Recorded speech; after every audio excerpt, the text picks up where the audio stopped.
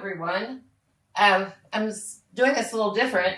I'm actually at my house, and I'm going to sit down in this chair to make sure I'm in the frame because I can't really tell for sure.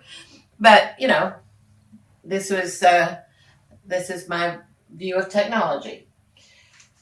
That song, of course, you're familiar with is 10,000 Reasons, and the second verse, talks about let me be singing when the evening comes.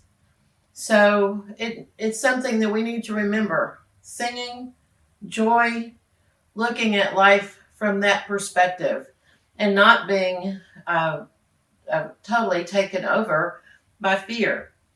So that's what we've been talking about now for weeks. And next Tuesday will be our last Zoom meeting. I'm really looking forward to talking with you then. And I'll miss doing this because I thoroughly enjoyed it. We can't really go on today, I don't think, without pointing out an obvious thing. And that's the headline of the Houston Chronicle this morning, 100,000. 100,000, of course, 100,000 and more counting deaths attributed to COVID-19. 100,000, that's virtually the population of Beaumont. That every person in this town would count toward that 100,000 number. It made me look up some statistics on the Spanish flu and some other things about the Spanish flu that I think are important. One is that in 1 month, in the second wave of the Spanish flu in 1918, 195,000 people in the United States died. The total of over the almost 3 years of that pandemic, 675,000 people died. And in that whole discussion, during all of this time, public health officials knew that things that they could do to prevent the spread of this virus was to quarantine, to stay away if you're sick, to stay out of crowds, to wear masks, to do some of the personal hygiene things that we've all been hearing about for several months now. But in Philadelphia, they actually had a big parade, because it was a patriotic kind of thing. As you know, World War I was still ongoing. So they felt like it would seem to be unpatriotic for them to cancel the parade. So they had the parade. Several thousands of people died because of that. So I was thinking, this discussion is the same discussion that we're having today. It's just, are we going to have football? Are we going to have, big beach parties? What are we going to have? I noticed on television, on the news, when they were showing that big swimming pool party that was at Lake of the Ozarks, I believe. And this young guy said, look, we want to all get together, and we're not afraid of this. And if you're old and you're afraid of it, stay away. So that's kind of the attitude some people have about looking after each other. And we all know that wearing masks, nobody wants to do it, and it's really uncomfortable, and it's kind of a drag. It's not to protect me or protect myself. It's to protect the people I might be around. So it really isn't a macho thing for me to do it. It would keep me from perhaps infecting someone else because I might not know I had it. But anyway, the same discussion was going on in the Spanish flu days, and they had a catastrophe, as we all know, at that time. So today I thought we would talk about, in line with this and the other things we've been talking about, the fear of missing out. And I'll talk about that in regards to older people. Of course, this is a fear we all have all our lives. We've all wanted to maybe be in a group that didn't vote us in, or we wanted to win a contest we didn't win, or our neighbors had things that we didn't have, and we sort of covet those things, which is wrong. But maybe they have more money than we do. They have things that we want. And we have to realize that things and money don't really solve problems. The number one stressor that in this country is money, and money and how it relates, I guess, to our lives. And while money is important and you need it to really get by the way we do our economy, it's not really how much money that you have doesn't really solve your problem. Um, Interestingly, the IRS reports that people who make between $50,000 and $75,000 a year give approximately 5% of their income to charity. People who make between 500,000 and a million give approximately 3% to charity. Now, I know that's more dollars, but the percentage of income is what really shows your generosity. And I wonder, why is that? Why is it that the more money we have, the less we're willing to give to both to the church and to other charities? The fear of missing out, I think, is hitting some of us because we have planned. People plan. You get to a certain point in your life, you plan to retire. You plan to do things. You have your bucket list. And all of a sudden we realize, wait a minute, we can't do that. We can't travel. We don't have the money to do it. We don't have the mobility to do it. Some people are ill and they can't do it. So this fear of missing out on the things we maybe put off to do at a later point in time, I think it's kind of coming home to roost because we are at home and we're staying at home. We can't really do much other than just sort of try to stay away from other people and try to stay away from big crowds. So we're seeing time slipping away from us because we're using valuable days and months staying home, and we don't know how long this is going to last. So it is a very big stressor. It's sort of like, I wanted to go to the Holy Land. Well, I didn't go. Well, now I don't know if I'll ever be able to go to the Holy Land. Or maybe you have a particular place you would like to go, and you've let time, age, illness, your ability catch up with you. And so I think people of our generation especially have a fear of missing out. And people younger maybe have the fear of missing out because they have so many responsibilities. They have children. Not only do they have children to take care of, now they have children to try to educate. Children who don't have lots of options and alternatives that we've had in the past. So the fear of missing out is important and something that I think we need to put into perspective when we try to figure out what is it that would make us feel that we had a good life. Is there something that you're missing out on that really would matter to you? We need to be joyful and to be grateful. And as the song says, we need to be singing when the evening comes, because that's what is important. How do we feel about tithing? How do we feel about generosity in general? Why is it that the more I have, perhaps the more selfish I really am? Remember that in Matthew, Jesus says, "Therefore I tell you, do not worry about your life, what you will eat or drink or wear. Is not life more than food, or the body more than clothing? What is life really about?"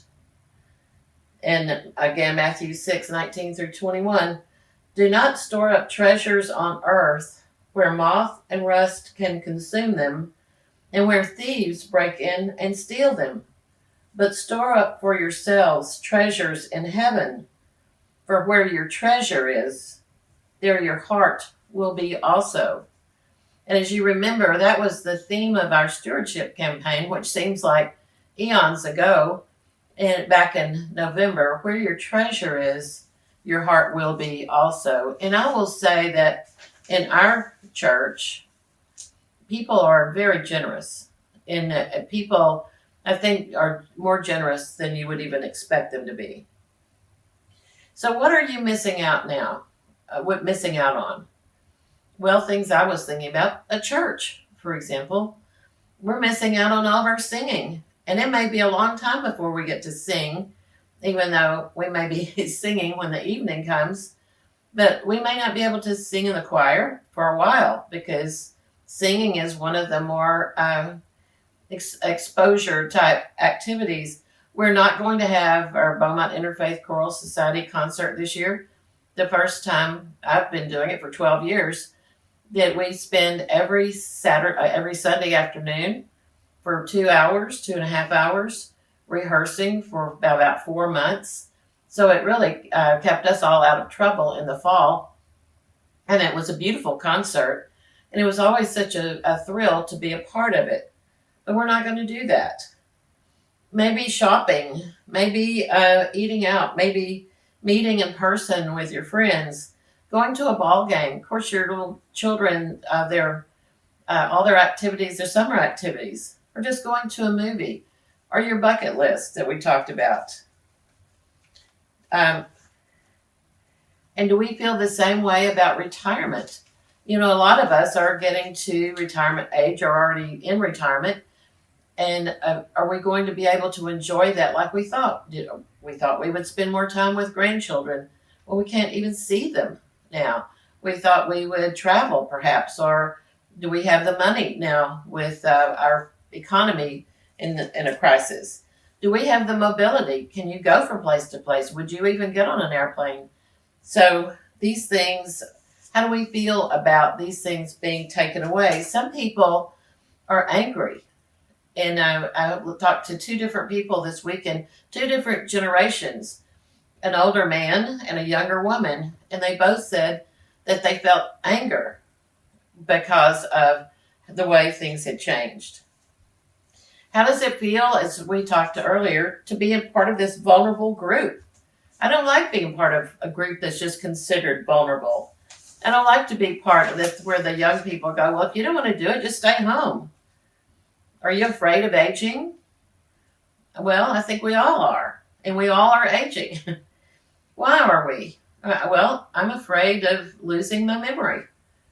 And my agility, which is really an issue. I don't want to lose my hair. I've had a bypass operation 2 years ago. And I've lived 2 years, and I should be happy about that, and I am. But I'm not as strong as I want to be.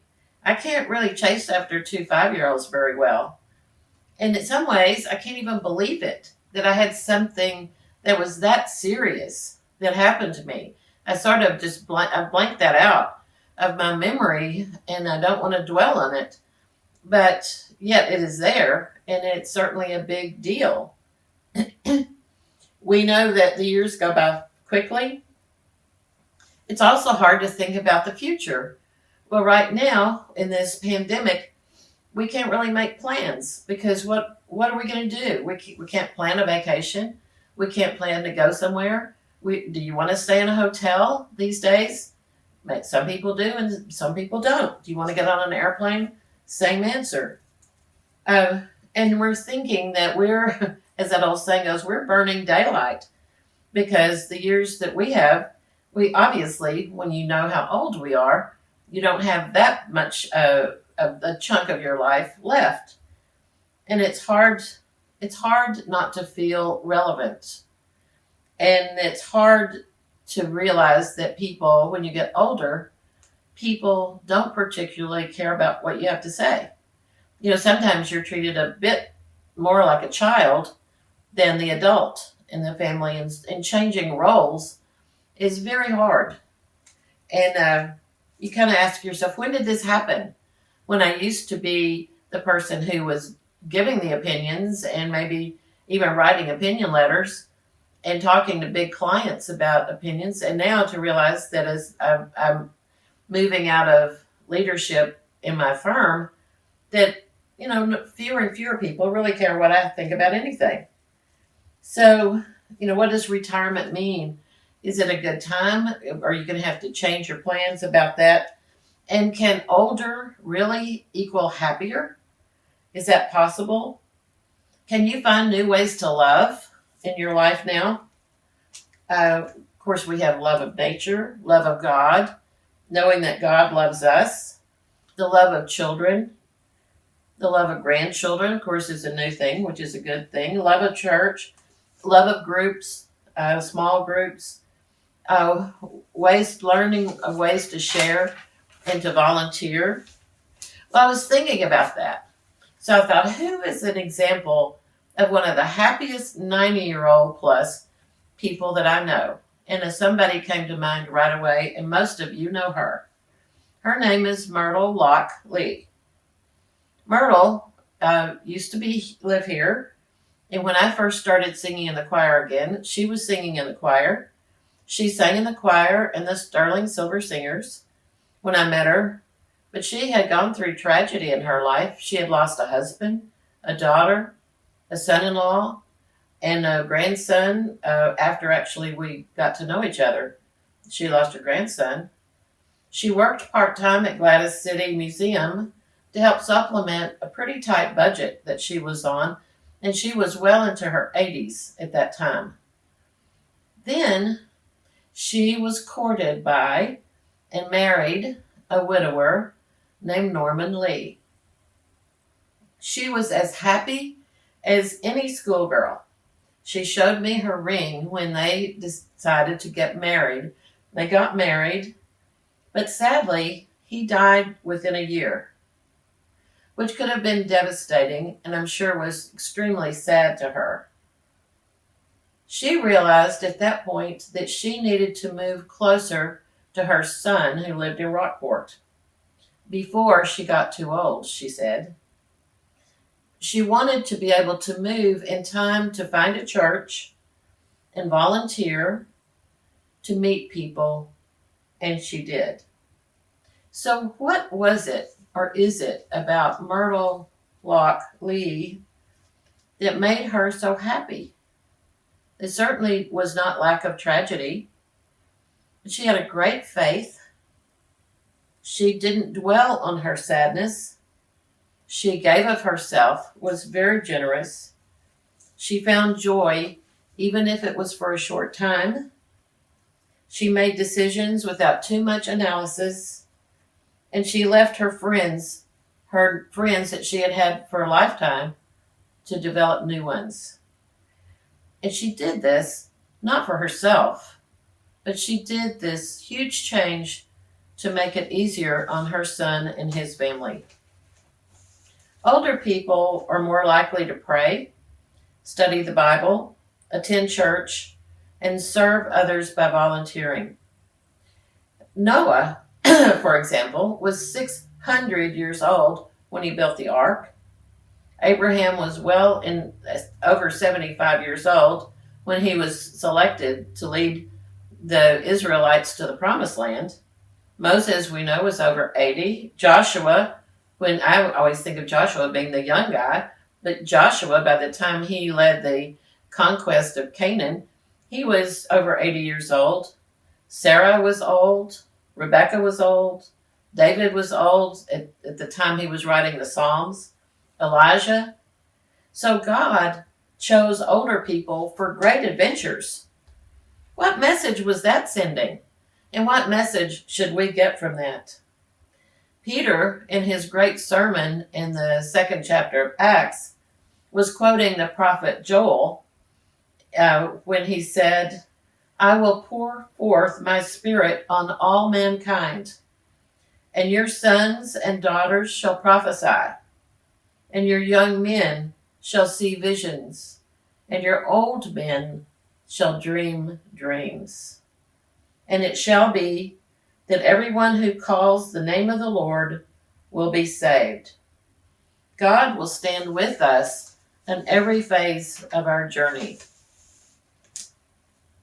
In the 23rd Psalm, which is so familiar, we think about, "Yea, though I walk through the valley of the shadow of death, I will fear no evil, for thou art with me. And later, surely goodness and mercy shall follow me all the days of my life, and I will dwell in the house of the Lord forever. So do we fear death? And why is that? Most people, they don't want death, and they fear how it would happen. They fear the mystery of it, I believe. But Jesus said, I am the resurrection and the life, and whoever believes in me will live, even though they die. Everyone who lives and believes in me will never die. John 11:21. So there is a resurrection awaiting all of us. We should not be indifferent to this world, though, and we shouldn't hurt our planet. We're the stewards of our environment. We should help each other. Paul said, no eye has seen, nor ear heard, nor human heart conceived what God has prepared for those who love him. And this is 1 Corinthians 2:9. And this weekend I had a little reminder of this. So it's a personal story, and I'm certainly not comparing myself to God. But my little twins came here to visit me this weekend, which I was very thrilled about. And I really did everything I could to make it just perfect. They like apples. They like to be able to eat an apple out of a basket, and as many as they want to, and maybe take a couple of bites and put it back. I mean, you know how that goes. So I had the basket of apples. I had their room fixed up with new twin beds. I had toys everywhere. Anything they could think of, I had tried to think of to make them happy. And Audrey, one of the girls, said, Grammy, you know, you just made things perfect for us. And I thought, as much as I love them and would make things perfect for them to the extent I could, God loves us infinitely more. And when we go to heaven, it will be as described. And God will make things perfect. The heart, no eye has seen, nor ear heard, nor human heart conceived, what God prepared for those who love him. And remember, we started with the little quote from Billy Graham the first week, and I've mentioned it, I think, almost every time. Fear not the future, because God is already there. And you know, we know the end of the story. Revelation 21:1-4. Then I saw a new heaven and a new earth, for the former had passed away. I saw the holy city, the new Jerusalem. God himself will be with them, and they will be his people. He will wipe away every tear from their eyes. Death will be no more. There will be no mourning or crying or pain anymore, for the former things are passed away. Christ defeats evil and death itself. Paradise that was lost in Genesis is regained in Revelation. Darkness is gone forever. And remember, as a part of the theme of this whole 4 weeks, we are never alone through this journey. We need to have courage and faith to keep fear in its proper place in our lives. And we're going to close with a part of a song that you're very familiar with, if I could play it, but it just fits the Revelation story so well.